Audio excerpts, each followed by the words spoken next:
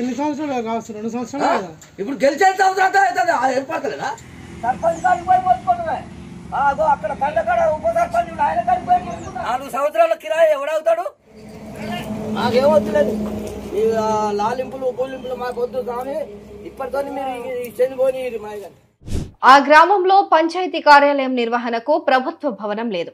దీంతో గ్రామంలో ఓ వ్యక్తికి చెందిన ఇంటిని అద్దెకు తీసుకున్నారు.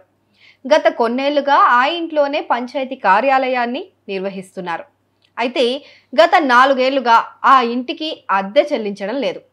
సర్పంచ్, ఉప సర్పంచ్, పంచాయతీ సెక్రటరీ ఎవరిని ఎన్నిసార్లు కలిసినా అదిగో ఇదిగో అంటున్నారే తప్ప అద్దె మాత్రం ఇవ్వడం లేదు. దీంతో విసిగిపోయిన ఆ యజమాని పంచాయతీ కార్యాలయానికి, అదే తన ఇంటికి తాళం వేశాడు. మీ లాలింపులు బుజ్జగింపులు నాకొద్దు నాయనా, ఈరోజు మీ శని విరుగుడైపోయింది అని అనుకుంటున్నాను అంటూ తన ఆవేదనను వెళ్ళగక్కాడు. ఈ ఘటన మహబూబాబాద్ జిల్లా సండ్రాలగూడెం గ్రామంలో చోటు చేసుకుంది. లాలింపులు బూలింపులు మాకు వద్దు కానీ ఇప్పటితో మీరు చనిపోయి మాయగాని. మాకు అస్సలొద్దు. అంతకైతే పైసలు 4 సంవత్సరాలు రావాలి. 4 సంవత్సరాలు గవర్నమెంట్ ఏంటంటే దండం పెట్టనుకుంటా కానీ మా ఇల్లు వదిలిపెట్టుకున్నారా? మీరు ఎవరో నన్ను ముద్రెత్తాలంటే వద్దు. ఈ బుద్ధ పోయి మీరు ఏమన్నా ఉంటే అంతే. మాకు 10,000. 4 సంవత్సరాల కిరాయి ఎవడవుతాడు? 1 సంవత్సరం అంటే సరే పెద్ద మనిషి 1 సంవత్సరం ఇద్దరులే అని ఆపురి మీరు. సండ్రాలగూడెం గ్రామానికి చెందిన మహమ్మద్ బాబు మియా, అబ్బాస్ బి దంపతులకు చెందిన ఇంటిని గత బీఆర్ఎస్ ప్రభుత్వంలో కొత్తగా ఏర్పడిన గ్రామ పంచాయతీ కార్యాలయానికి అద్దెకిచ్చారు. మొదట అద్దె సక్రమంగానే చెల్లించినా గత 4 ఏళ్లుగా అద్దె చెల్లించడంలో తీవ్ర జాప్యం చేస్తున్నారు. తన కూతురి కోసం ఈ ఇల్లు కట్టించానని, ఆమె చనిపోవడంతో భర్త మరో పెళ్లి చేసుకున్నాడని, దాంతో తమ 2 మనవరాళ్ల బాధ్యత తమపైనే పడిందని బాబు మియా చెప్పారు.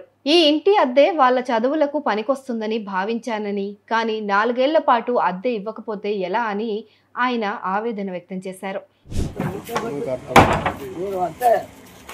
నాకు ఇంటి కిరాయి ఇవ్వాలి. నాకు ఇంటి కిరాయి ఇస్తానే నేను తలుపు తీస్తా. 4 సంవత్సరాల కిరాయి ఎవడవుతాడు? 1 సంవత్సరం అంటే సరే పెద్ద మనిషి 1 సంవత్సరం ఇద్దరులే అని ఆపురి మీరు. ఇది నా బిడ్డకు జాగా కొని ఇల్లు కట్టా. నా బిడ్డ చనిపోయింది. నా బిడ్డ చచ్చిపోయినాక మా అల్లుడు పిల్లలు వదిలేసి ఇంకో పెళ్లి చేసుకున్నాడు. ఇక పిల్లల్ని నేను దాస్తాను 2, ఒక అమ్మాయి ఒక అబ్బాయి. ఇప్పుడు 11 అబ్బాయి చదువుతాడు, 13 అమ్మాయి చదువుతుంది. వాళ్ళ కోసం సరే ఏదో ఒకటి కిరాయి వస్తుందని నేను కిరాయికి ఇచ్చుకున్నా.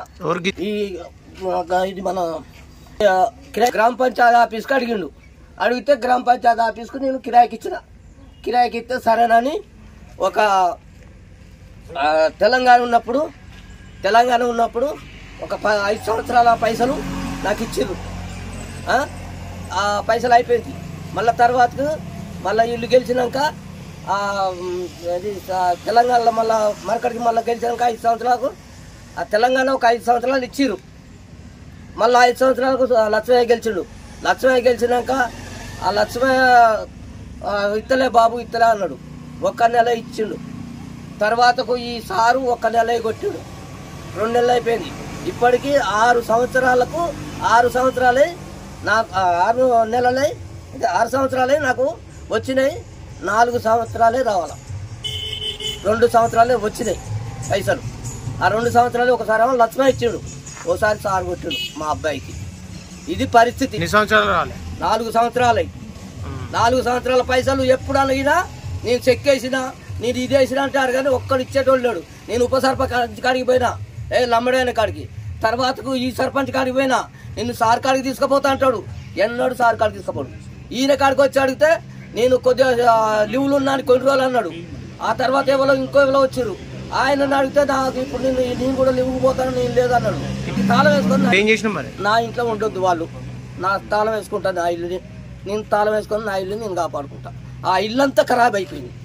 ఇల్లు కూడా నా రేకులు కొట్టుకపోయినాయి. వీళ్ళకి ఇచ్చిన కాంచి నేను రేకులు వేసిన ఇటు రేకులు కొట్టుకపోయినాయి, రేకులు పలిగిపోయినాయి. దీనికి కలర్ కూడా వేసిన వాళ్ళు లేడు. విన్నారా? నా పిల్లలకు చదువు కానీ నేను ఏదో ఆశపడి ఇచ్చిన కానీ వీళ్ళకి లేకపోతే ఇవ్వకపోదు. ఎగరే నేను సారు మీరు ఎంతమంది ఉండగా నేను జెండా ఎగరేది నాకు కావాలి, నా ఇల్లు నాకు. వాళ్ళు రోడ్డు మీద పెట్టుకొని ఇంకొక అన్న పెట్టుకొని ఏడన్న పెట్టుకొని నేను ఇప్పుడు తాళం వేసుకుంటానా?